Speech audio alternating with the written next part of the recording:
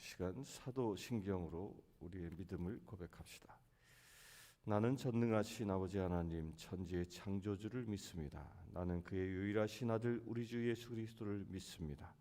그는 성령으로 잉태되어 동정녀 마리아에게 나시고 본디오 빌라도에게 고난을 받아 십자가에 못 박혀 죽으시고 장사된 지 사흘 만에 죽은 자 가운데서 다시 살아나셨으며 하늘에 오르시어 전능하신 아버지 하나님 우편에 앉아 계시다가 거기로부터 살아있는 자와 죽은 자를 심판하러 오십니다. 나는 성령을 믿으며 거룩한 공교회와 성도의 교제와 죄를 용서받는 것과 몸의 부활과 영생을 믿습니다. 아멘.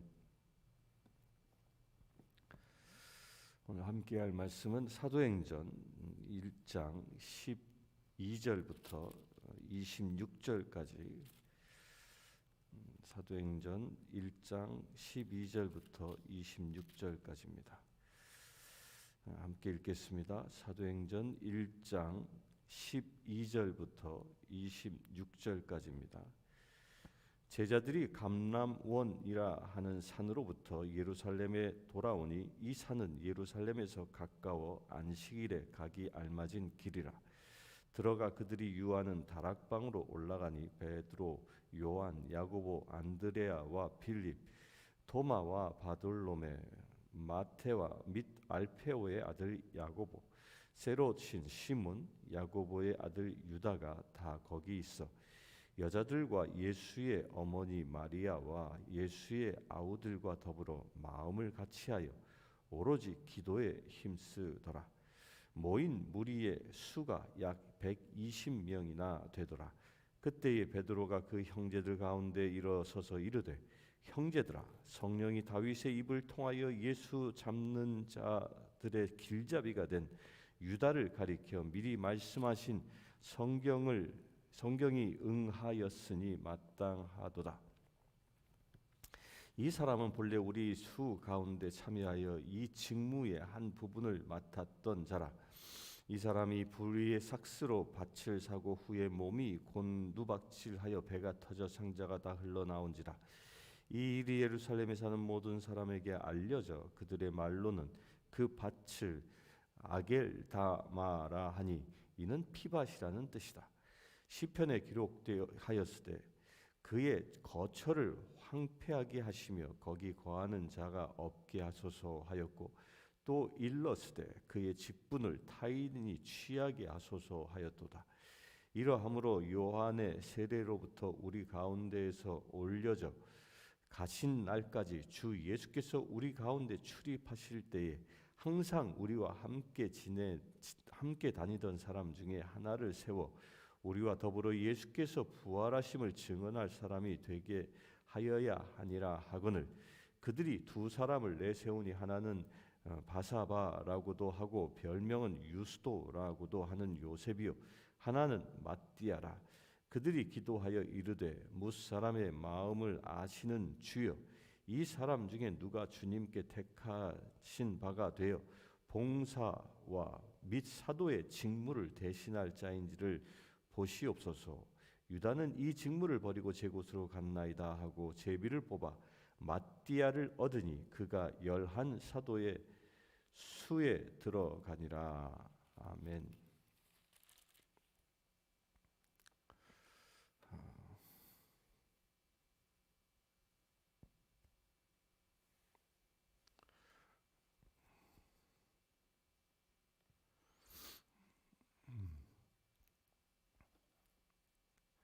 오늘은 제가 이 카톡으로 새벽기도 영상을 보내기 전에 어느 분이 먼저 접속을 했더라고요.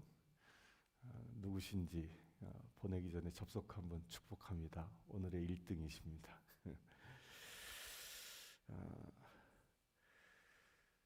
사도행전 지금 강의하고 있죠. 사도행전은 다른 말로 하면 이 성령 행전입니다. 그러니까 복음서는 누가 주인공이에요? 예수 그리스도가 주인공이시고요. 그리고 복음서가 끝나는 시점이 이제 예수님이 이제 우리가 어저께 보았던 것처럼 하늘로 올라가신 그 승천하고 그 승천하는 것. 그 누가복음도 이 승천 기사가 24장 끝 부분에 있고요. 또 사도행전은 이 승천 기사가 이 첫 부분에 있죠. 그러니까 연결되는 겁니다. 연결되어지면서 이제 우리가 월요일 날 공부하게 될 텐데 이 성령이 오심으로 인하여 이제 이 세상에서 일하시는 하나님이 예수 그리스도가 아니라 이제 성령 하나님에 의하여 일하는 세상이 됩니다. 성령님께서 역사하시는 것이죠. 그래서 이 사도행전은 사도들이 행했던 족적들을 기록하고 있는 역사서이지만 실제는 사도들을 통하여 누가 일하고 계시는 거예요? 이 성령 하나님이 일하고 계시는 겁니다. 그래서 이 사도행전을 다른 말로 그냥 이 성령 행전이라고 얘기합니다. 성령이 일하고 계시는 사건들을 기록하고 있는 책이다라는 겁니다. 그럼 지금은 어느 시대일까요? 지금은 엄밀히 얘기하면요, 사도행전의 연속에 있는 시대입니다. 그러니까 우리도 사도행전과 같은 삶을 살아가고 있는 그런 신앙의 여정이라는 겁니다. 여러분들 이것을 믿으시길 바랍니다. 그래서 우리가 오늘도 새벽을 깨우면서 기도합니다. 이게 또 무엇을 하는 거예요? 새로운 사도행전을 오늘 우리를 통하여 성령 하나님이 쓰고 계신다는 거예요. 나와 더불어 성령님이 임하여 새로운 사도행전을 써내려가는 오늘 복되고 귀한 날 되길 바랍니다. 곧 하나님만 나를 통하여 일하시는, 오직 성령 하나님만 일하시는 복된 날 되길 바랍니다.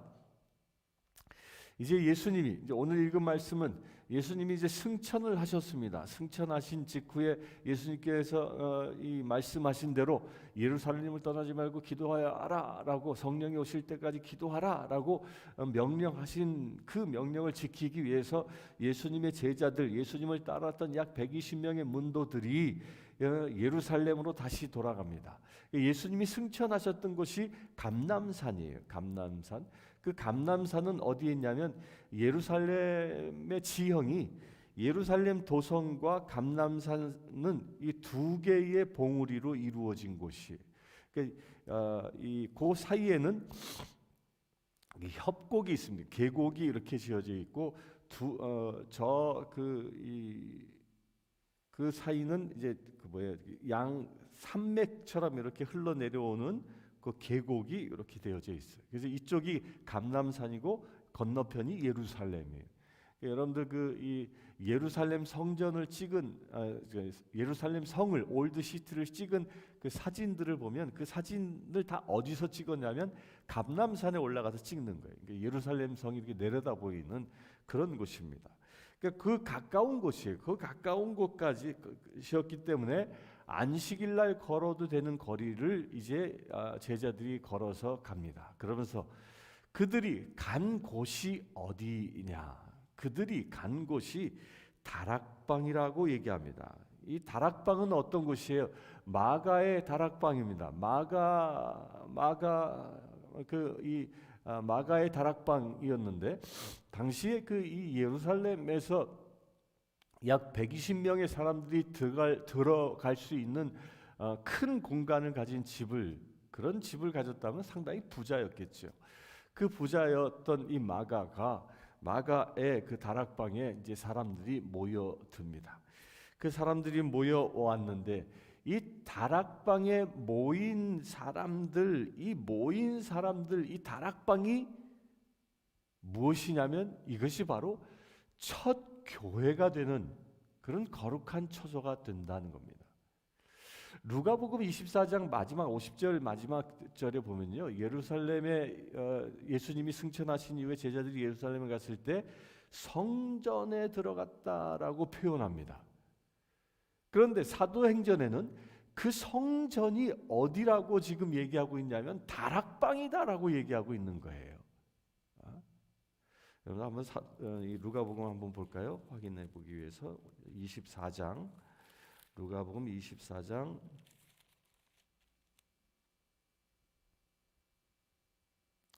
24장 53절 맨 마지막 절입니다. 늘 성전에서 하나님을 찬송하리니 하니라. 큰 기쁨으로 예루살렘에 돌아가 늘 성전에서 하나님을 찬송하니라. 여기서 성전이라고 얘기했는데 이 성전에서 늘 하나님을 찬송했다라고 얘기하는데 그 성전이 어디냐? 오늘 말씀에 비추어 보면 다락방이었던 겁니다. 다락방. 그들이 성령이 오시기 전까지 모여서 기도하고 찬송했던 그곳이 다락방이었던 겁니다. 이건 무엇을 얘기하냐면요, 이제 성전, 그러니까 예루살렘 성전, 그 유대인들이 가장 중심으로 여겼던 예루살렘 성전 중심의 신앙에서 이제 교회 중심의 신앙으로 그 신앙 체계가 중심이 바뀌는 것을 이야기하는 겁니다.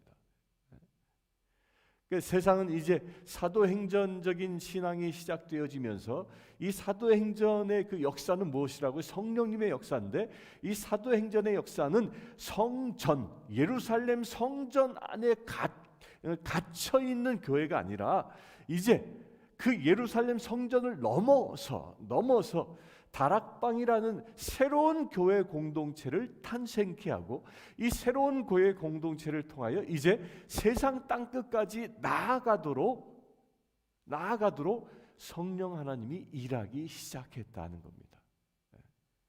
그래서 지금은 온 세계에, 온 열방에 교회들이 세워져 있고 그 온 열방에 세워져 있는 교회에 누가 일하고 계시는 겁니다. 성령 하나님이 일하고 계시는 겁니다. 그러니까 교회, 이제 하나님이 일하시는 그 역사의 자리가 예전에는 성전의 그 지성소였다면 이제는 예수 이름으로 모여 성령의 기름 부으심이 임하는 그곳들이 새로운 교회가 되었고 그것이 바로 성령 하나님이 임재하시는, 하나님이 역사하시는 지성소로 변화되기 시작했다는 거예요. 중심이 바뀌는 겁니다. 그렇게 다락방으로 이 교회가 시작되어지는데요. 여러분들 이 하나님이 왜 그렇다면 이 교회를 세우셨을까요? 하나님은 전능하신 분이십니다.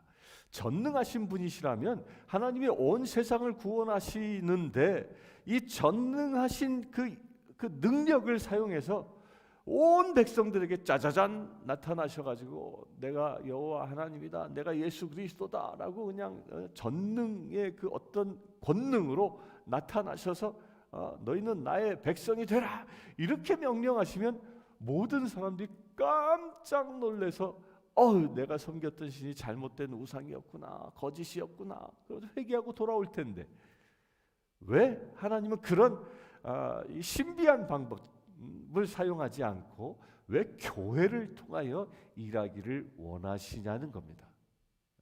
왜일까요? 이것은 하나님이 아담을 창조하신 목적과 부합되는 겁니다.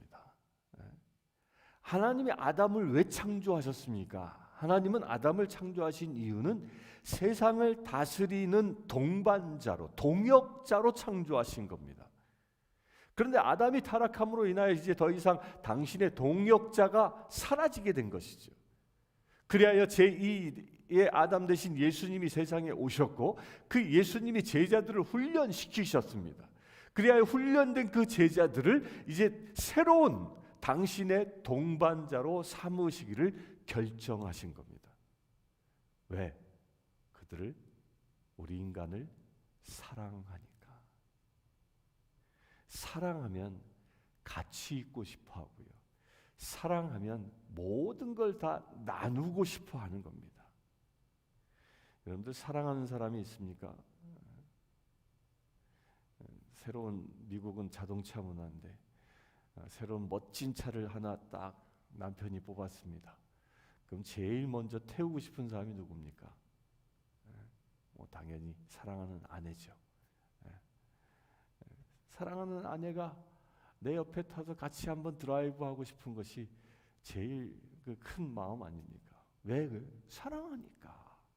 사랑하면 같이 나누고 싶은 거예요. 하나님의 마음이 그와 같은 것입니다. 우리 사람을 이제 예수님께서 훈련시킨 그 사람들을 너무 사랑하니까 이제 그들과 더불어 같이 세상 열방의 구원 사역을 하길 원하신 것입니다. 왜? 그 길이 가장 세상에서 축복의 길, 복된 길이기 때문입니다. 이 복된 길을 주님은 우리와 같이 가기를 원하시는 겁니다. 이 최고의 복된 길이 뭐예요? 구원의 길인 겁니다.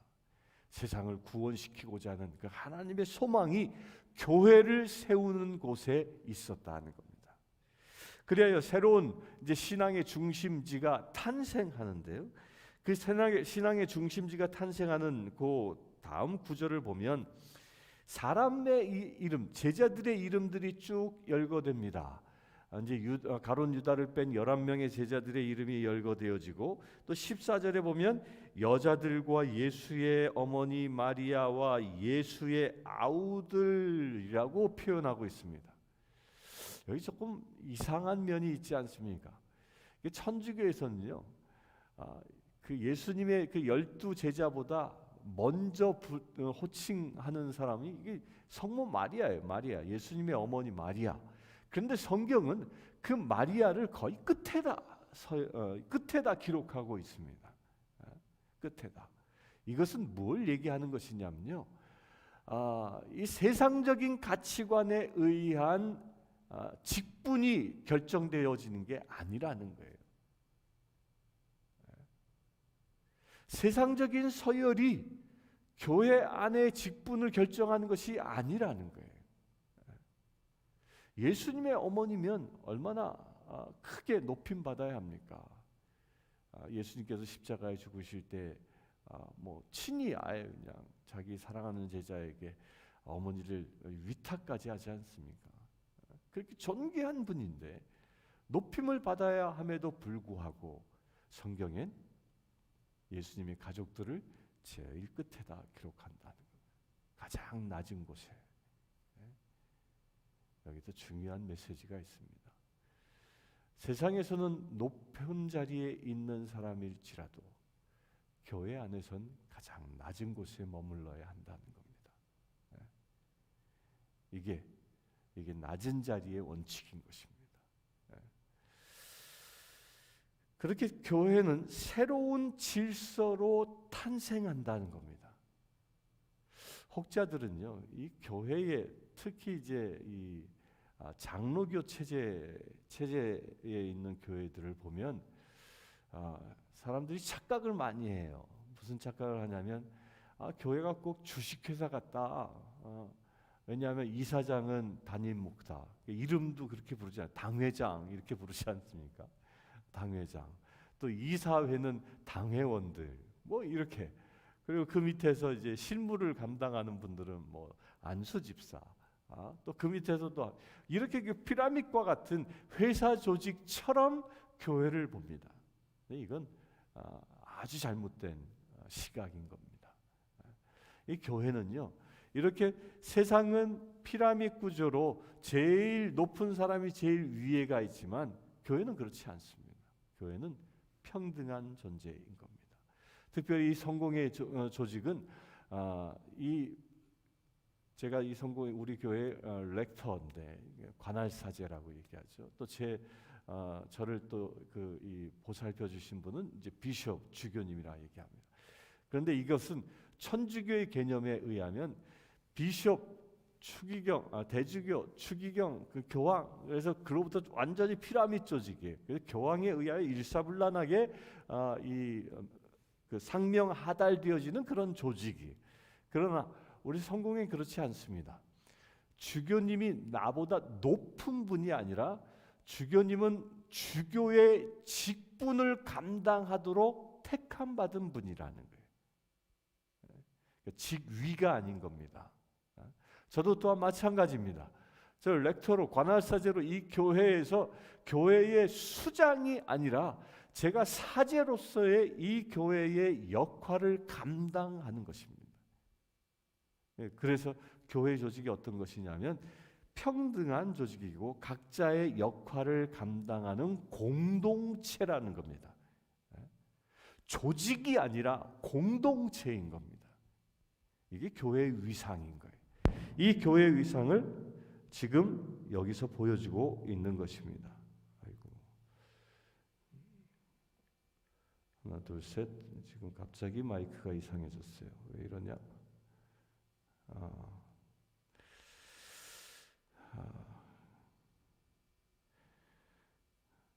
하나, 둘, 셋. 지금 잘 들리시죠?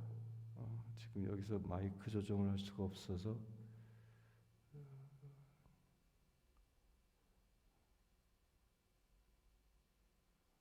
잘 들리실 줄 알고 그냥 가겠습니다.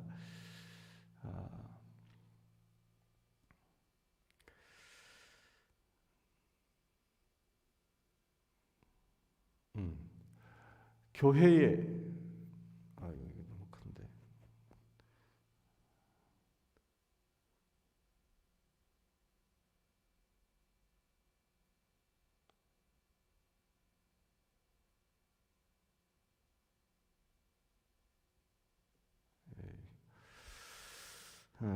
그래서 교회는 그렇게 피라미드 조직이 아니라 공동체의 조직이다라는 말씀을 다시 정리해서 드립니다. 따라서 누군가가 명령을 해서 교회의 일원이 되어지는 게 아니라 서로가 협력해서 교회가 형성되어지는 겁니다.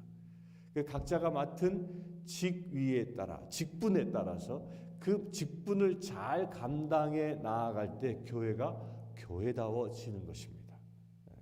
이런 모습을 지금 사도행전에서 기록하고 있습니다. 그리고 또한 14절에 더불어 마음을 같이하여 오로지 기도에 힘쓰더라라고 얘기하는데, 이제 교회가 해야 할 가장 중요한 일이 무엇이냐는 거예요. 이제 첫 교회가 마가의 다락방에서 시작되어졌습니다. 그 마가의 다락방에서 시작되어졌을 때 제일 첫 번째 한 일이 마음을 같이 하는 일입니다. 마음을 같이 하는 일. 여러분들 그와 같이 되길 바랍니다. 올해 우리 교회 표가 같은 말을 하고 같은 마음을 갖고 같은 뜻을 품자라는 바로 이것입니다. 교회가 시작되어질 때 이 120명의 사람들은 마음을 같이 한 것입니다. 서로의 신분, 서로의 처지, 그 모든 것을 뛰어넘어, 부자든 가난하든 그 모든 것을 뛰어넘어 마음을 같이 하는 삶을 이들이 산 것입니다. 그로 인하여 교회가 시작되어진 것입니다. 그래서 우리 교회는 마음을 같이 하는데 늘 도전을 받아야 합니다. 그렇게 되길 바랍니다. 우리가 서로 모일 때는 마음을 합쳐야 합니다. 그런데 그 마음이 어디에 모여져야 하는 것이냐면 기도에 힘쓰는 곳에 먼저 모여져야 한다는 겁니다. 우리가 기도에 힘쓸 때 기도에 힘쓰는 것이 왜 이처럼 중요합니까? 우리가 기도라는 것은 하나님과의 교통입니다. 하나님 앞에 나를 맡기는 것입니다. 하나님의 역사가 일어나는 그 현장이 기도의 자리이기 때문입니다. 따라서 우리 교회 공동체가 정말 진정한 하나님의 지체로서 그 역할을 감당하는 그 첫 단추가 무엇이냐? 이게 기도라는 겁니다. 그래서 지금 새벽을 깨우는 기도회를 하고 있는 것입니다. 교회는 기도가 살아있을 때 교회가 교회다워집니다. 이것을 믿으시길 바랍니다. 누구나 다 집에 가보면 부자든 가난한 자든 똑같이 있는 게 있습니다. 그게 뭐냐면 쓰레기입니다. 쓰레기는 어느 집이나 다 있어요. 그렇지 않습니까? 다 있어요. 쓰레기가 나오지 않을 수가 없죠. 빈집이 아닌 한 사람이 살고 있으면. 그런데 어느 집에 가면 그 집이 부잣집이든 큰 집이든 적은 집이든 간에 아주 깨끗하게 정리되어져 쓰레기는 쓰레기통에 정갈하게 탁 모아져 있어서 쓰레기가 널브러져 있지 않은 집이 있는가 하면 어느 집을 가면 쓰레기가 이게 막 뭐 여기저기 있고 정리되지 않고 코푼 휴지가 막 상 위에 올려져 있고 뭐 이런 집도 있을 수 있습니다. 근데 두 집의 공통점은 쓰레기가 있다는 겁니다. 그런데 다른 건 무엇이? 다른 건 뭐죠? 잘 정리했느냐, 정리되지 않았느냐. 이게 교회 안에서도 마찬가지인 겁니다. 우리가 서로가 각자의 직분에 맞추어서 잘 정리되어져 각자의 포지션에서 일하고 있으면 그곳에 그 일하고 있을 때에 그 공동체가 건강해지고, 그렇게 일하고 있는 현장이 무엇으로 서로 연합되어지고 하나 되어지느냐? 그것이 바로 기도라는 겁니다. 우리가 서로 기도로 하나 되어질 때에 우리 안에는 질서가 세워지게 되고, 우리 안에는 하나님이 일하시는 그런 터전이 되어지는 것입니다. 그래서 기도하는 교회는 적은 교회든 큰 교회든 하나님이 역사하시고요, 기도하지 않는 교회는 그 겉모양이 아무리 클지라도, 아무리 수만 명의 사람들이 모일지라도 기도하지 않는 곳에는 하나님의 역사가 사라지는 겁니다. 그래서 기도에 힘쓰는 것이 이처럼 중요한 것입니다. 팬데믹이 끝나면 우리 금요 기도회도 다시 부활할 것입니다. 기대하시고 그 이전에 이 새벽 기도에 모두 열심으로 참여할 수 있게 되길 바랍니다. 우리가 기도할 때 교회가 변화되어지고요, 우리가 기도할 때 우리의 가정이 변화되어지고, 우리가 기도할 때 이 세상이 변하는 역사가 일어날 줄 믿습니다. 그렇게 모인 사람들이 몇 명이 모이냐면 15절에 보면 약 120명이나 되더라. 왜 120명인지 아십니까? 여기서 수도요, 약이라는 말을 썼습니다. 그러니까 120명 전후 정도 됐을 것 같은 그런 수예요. 정확하게 성경이 모인 수가 120명이었다라고 이렇게 정확한 숫자를 얘기하지 않고 약이라고 말을 쓰면서 120이라는 숫자를 씁니다. 이 말은 뭐냐면요, 이 120이 갖는 중요한 숫자적인 의미가 있기 때문입니다. 그 당시 이스라엘 사람들은 하나의 공동체로, 그러니까 공동체라는 그 최소의 단위의 숫자가 몇 명이냐? 그게 120명이었어요. 그러니까 120이라는 숫자가 바로 그것이었던 겁니다. 이 120명. 그래서 최소 단위의 공동체가 이제 시작되어졌다. 새로 하나의 지체가 탄생되어졌다라는 그런 의미인 겁니다. 우리 교회도 하나의 독립된 개체로서 이 120명이 모일 수 있는 그런 교회 되기를 소망합시다. 이 사순절 기도를 통하여 이 일이 일어나길 바랍니다. 그러면서 16절에 보면 이제 아까 말씀드린 대로 16절의 첫 시작이 뭐예요? 이제 형제들아. 물론 여기서는 가롯 유다가 이제 12제자에서 제외되고 새로운 이제 12제자를 채우기 위하여 회의를 소집하는 그런 이야기입니다.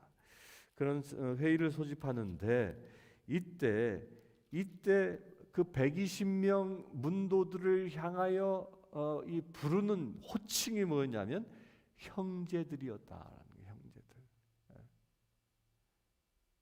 모든 사람들의 호칭이 통일되어졌다는 겁니다. 지위 여하, 그 높고 낮음에 의하여 서로를 분별하지 않고 서로가 주 안에서 하나된 온전한 평등한 공동체임을 이 형제들아라는 이 말을 통하여 선포하고 있는 것입니다. 그래서 교회는 서로가 형제 자매입니다. 형제 자매. 우리 서로 형제 자매임을 믿으시길 바랍니다. 그리고 나서 이제 그 12제자의 결혼된 그 한 자리를 이제 뽑는 이야기가 기록되어져 있는데요. 왜? 아니 12명에서 가롯 유다가 빠져나갔으면 그러면 그냥 11명으로 가면 되지. 왜 굳이 12명을 채우려고 했을까? 여기엔 중요한 의미가 있기 때문입니다. 이스라엘이 12지파로 인하여 형성되어졌습니다. 그러니까 12지파가 모여 이스라엘이라는 하나님의 나라의 이 모델이 세워진 겁니다. 마찬가지로 이제 사도행전을 통하여 새로운 하나님의 나라가 세워지는데, 그 새로운 하나님의 나라는 이 12에 의하여 시작되어진다는 겁니다. 그 12의 의미가 이렇게 중요한 의미예요. 가장 완성된 숫자라고도 이야기하죠. 12. 그래서 이 요한계시록에 보면 14만 4천 명이란 숫자가 나오잖아요. 그 14만 4천 명이란 숫자는 12 곱하기 12가 12에다가 1000을 곱한 거예요. 1000을 더한 거예요. 이게 14만 4천 명입니다. 그런데 여기서 말하고 있는 1000은 그냥 많다라는 거예요. 많다. 이스라엘 사람들이 1000 그러면 많은 거야. 우리도 그렇잖아요. 많다라는 게 억만금을 가졌다, 뭐 이런 얘기를 하잖아요. 그게 많다라는 얘기잖아요. 많다. 그 숫자의 의미가 아니라 많다라는 의미잖아요. 그러니까 이스라엘 사람들이 1000 그러면 많다. 그렇게 수많은 주의 백성들이 어떻게 형성되어지냐면 이 12로부터 시작되어진다는 겁니다.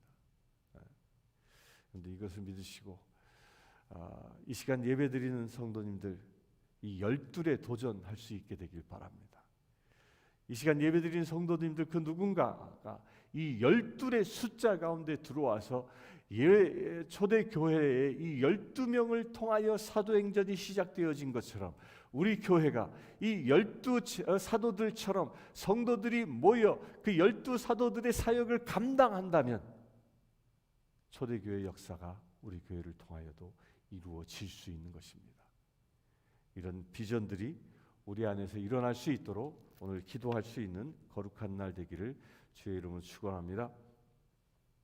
잠시 기도하겠습니다. 주 아버지 하나님, 오늘 주신 말씀대로 우리 교회가 교회다워지기를 원합니다.